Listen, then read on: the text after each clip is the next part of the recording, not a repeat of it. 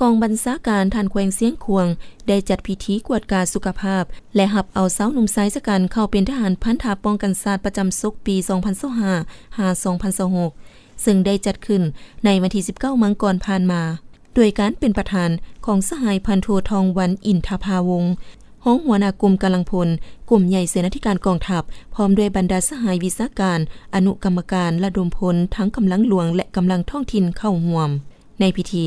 ยังได้มีการประกาศหลายสื่อบรรดาสาวหนุ่มสายสกันแต่ละคนเข้าวัดแทกหลวงสูงกวดกาสุขภาพและถามตอบความรู้รอบตัวของผู้ที่จะสมัครเข้าเป็นทหารพันธะ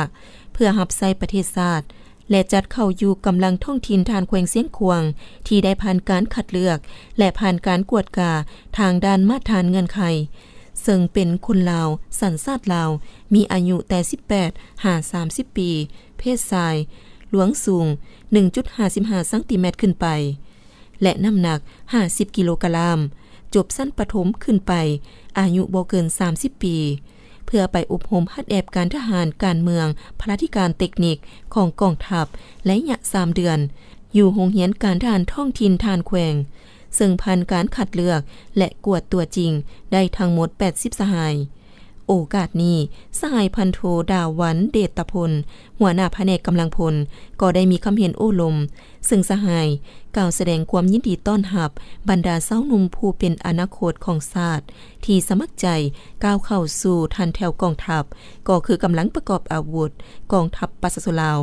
เพื่อเกี่ยมพร้อมเฮ็ดหน้าที่พันธะป้องกันชาติพร้อมทางเน้นหนักให้ไอ้น้องทหารใหม่จงพร้อมกันจะตั้งศึกษาหำเหียนฝึกฝนหล่อหลอมตนเอง